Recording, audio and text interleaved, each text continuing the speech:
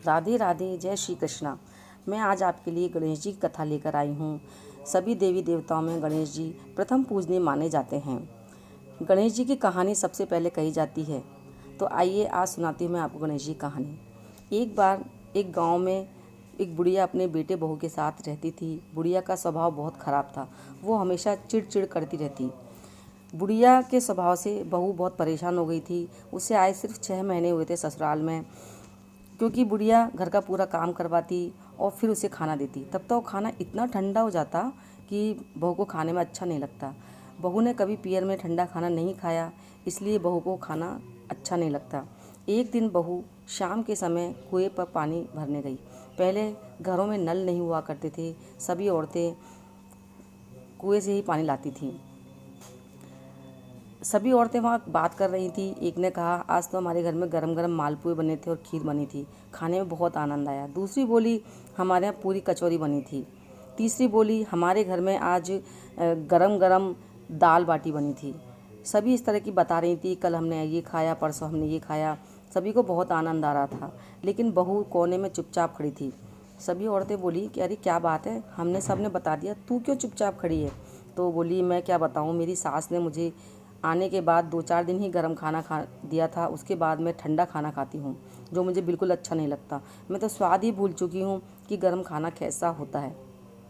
तब एक पड़ोसन बोली, ठीक है, ऐसा है तो मैं कल तुम्हें निमंत्रण देने घर आऊँगी, तुम मुझे बता दो कि खाने में क्या बनाना है। वो बोलती है, ठीक है। दूसरे दिन बहू के घर आती है वो पड़ोसन और कहती है बुढ़िया से, माँ जी, मैंने सुहागिनें जिमाई हैं, तो अपनी बहू को खाना खाने भेज देना। बुढ़िया कहती, ठीक है, भेज दूँगी। बहू जब तैयार होकर जाने लगती है तो बुढ़िया कहती, अरे कहाँ चली? कहती है कि बहू कि मैं खाना खाने जा रही हूँ। नहीं नहीं, खाना खाने तो मैं ही जाऊँगी, तू घर में बैठ। उसको धक्का देकर अंदर कमरे में बंद कर जाती है और बुढ़िया खाना खाने चली जाती है।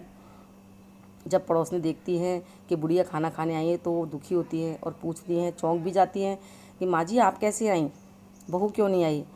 तो बुढ़िया कहती है, अरे मेरे बहू के पेट में दर्द हो रहा था इसलिए नहीं आई।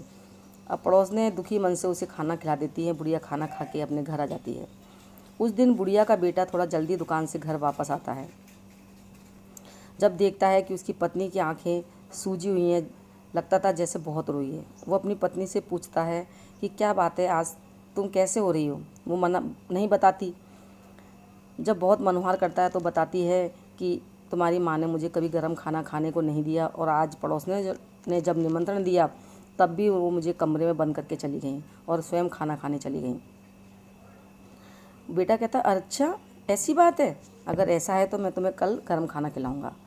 दूसरे दिन सुबह बुढ़िया जब शौच के लिए गई, क्योंकि पहले शौचालय घर में नहीं हुआ करते थे, औरतें 4-5 मिलकर शौच के लिए जाती थी, तो वहाँ 1-1.5 घंटा लग जाता था।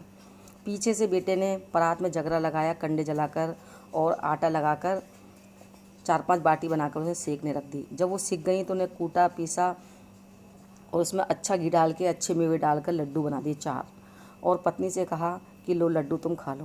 बहू ने सोचा चलो खा लेती हूँ मैं लड्डू, लेकिन उससे पहले ही सास ने दरवाज़ा खटखटा दिया। बेटा भी माँ से थोड़ा डरता था कि देख लड्डू तो मैंने बना दी, अब खाने का काम तेरा है। बहू सोचती है क्या करूं, उनको उठा के रख दी थी लड्डुओं को, सारा काम इस तरह साफ़ कर दी, लगता ही नहीं था कि यहाँ कुछ बना भी था। लेकिन उसने सोचा खाना कैसे खाऊं इनको, तो एक मटके में लड्डुओं को रख लेती है और गांव के जो कुएं हो पर चली जाती है। वहाँ जाकर देखती है कि वहाँ तो बहुत सारी औरतें खड़ी हुई थी, पानी भर रही थी। उसने सोचा कि अगर मैं यहाँ खाऊंगी तो कोई ना कोई जाकर मेरी माँ से शिकायत कर देगा। वहाँ पास में एक मंदिर था, वो उस मंदिर में जाती है। मंदिर में उस समय कोई नहीं था, बस गणेश जी की मूर्ति लगी हुई थी। वो गणेश जी के आगे बैठ जाती है और कहती है, आओ गणेश जी भोग लगाओ। गणेश जी अपना एक हाथ फैला देते हैं, तो बहू गणेश जी के हाथ पर लड्डू रख देती है। गणेश जी उस लड्डू को खा लेते हैं। दूसरी बार कहती है, गणेश जी फिर हाथ आगे कर देते हैं, दूसरा लड्डू भी वो रख देती है और गणेश जी उसे खा लेते हैं। तीसरी बार भी कहती है तो तीसरी बार फिर गणेश जी हाथ आगे कर देते हैं और गणेश जी उस लड्डू को खा लेते हैं। जब चौथी बार कहती है, चौथी बार जब गणेश जी हाथ आगे करते हैं, तब वो कहती है गणेश जी से कि मेरी सास ने मुझे गर्म खाना नहीं दिया, पड़ोस ने बुलाया तो वहाँ भी मुझे नहीं जाने दिया, मेरे पति ने 4 लड्डू बनाए थे, 3 लड्डू आपको मैंने दे दिए, अब 1 लड्डू में मैं नहीं खाऊंगी क्या? गणेश जी बेचारे क्या करते, उनका हाथ फैला रह गया। अब बहू उस लड्डू को खाकर अपने घर आ जाती है पानी भर के। थोड़ी देर बाद पंडित जी मंदिर में आते हैं, देखते हैं गणेश जी का हाथ फैला हुआ है। सोचते हैं क्या प्रलय आने वाली है, आज गणेश जी का हाथ कैसे फैला हुआ है। पूजा अर्चना करते हैं, हाथ पर लड्डू रखते हैं, मिठाइयाँ रखते हैं, लेकिन कोई फ़ायदा नहीं। ये बात धीरे धीरे पूरे गांव में फैल जाती है। सभी गांव वाले आते हैं, वो भी देखते हैं, वो भी भगवान से प्रार्थना करते हैं, पूजा अर्चना करते हैं, हर प्रयास करते हैं, लेकिन कुछ नहीं होता। धीरे धीरे ये सारी खबर राजा तक पहुंचती है। राजा आता है, वो भी सब दृश्य देखता है, पूजा अनुष्ठान हवन सब कराता है, लेकिन कुछ फ़ायदा नहीं हुआ। तब वो घोषणा करवा देता पूरे नगर में कि जो भी गणेश जी का हाथ नीचे करवाएगा उसको मैं 100 मोहरें सोने की दूंगा। सास को जैसे ही पता लगता है वो दौड़ दौड़ी घर आती है, बहू से कहती है, बहू आज तो राजा ने घोषणा करवाई है कि जो भी गणेश जी का हाथ नीचे करवाएगा उसे राजा 100 मोहरें सोने की देंगे। तो बहू कहती है, इस काम को तो मैं ही करवा दूंगी माँ जी। कि तुम करवा दोगी? कि हाँ। कहती कैसे? कि ये मैं आपको नहीं बताऊंगी, आप बस राजा से जाकर कह देना कि मेरे घर से लेकर मंदिर तक मैं पर्दे में जाऊंगी, और मंदिर में जब मैं जाऊं तो वहाँ कोई भी नहीं होना चाहिए।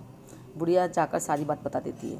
तो राजा उनके घर से लेकर मंदिर तक कनात लगवा देता है और सबको आदेश दे देता है कि जब वो बहू कम आएगी मंदिर में तो कोई भी मंदिर में नहीं रहेगा। लेकिन राजा स्वयं एक जगह छुप जाता है कि आखिर में ऐसा क्या हुआ जिसकी वजह से गणेश जी को हाथ फैलाना पड़ा, और बहू उसे नीचा करवाने आ रही है। बहू बढ़िया श्रृंगार करके छम छम करती, बढ़िया बजनी पायल पहनती है और हाथ में डंडा लेती है और चलती है। पहुंच जाती है मंदिर में। मंदिर में कोई नहीं था, लेकिन राजा छुपा हुआ था। वो गणेश जी से कहती है, देखो गणेश जी, मेरी सास ने मुझे कभी गरम खाना नहीं दिया तो तुम मुझे गरम खाना खिलाने नहीं आए। पड़ोसियों ने निमंत्रण दिया तो सास मेरी मुझे बंद करके अंदर चली गई खुद खाना खाने, तब तुमने मुझे खाना खिलाने नहीं आए। मेरे पति ने 4 लड्डू बनाए, 3 लड्डू मैंने आपको खिला दिए, 1 लड्डू अगर मैंने खा लिया तो ऐसा कौन सा गजब हो गया? या तो हाथ नीचे कर लो सीधी तरह से, वरना डंडे से हाथ तोड़ दूंगी। गणेश जी चुपचाप हाथ नीचे कर लेते हैं और ऐसा करके बहू अपने घर आ जाती है। राजा ये सब बात सुनता है, उसे बड़ा आश्चर्य होता है। वो बुढ़िया को उसके बेटे बहू को बुलाता है। बुढ़िया से कहता है, बुढ़िया तूने जो भी किया है उसके लिए तुझे कारागार में डाल देता हूँ और तेरी बहू को 100 मोहरें सोने की दे देता हूँ। तो बहू कहती है, नहीं नहीं राजा जी, मेरी सास है, माँ बराबर हैं, आप ऐसा ना करें। राजा बहू की बात मान लेता है और उसे जेल में नहीं डालता, लेकिन उसको 100 मोहरें सोने की दे देता है और बुढ़िया को आदेश देता है कि अगर आगे से मुझे ऐसी कोई खबर मिली तो मैं तुम्हें जेल में डलवा दूंगा। वे लोग खुशी खुशी उन मोहरों को लेकर घर आ जाते हैं।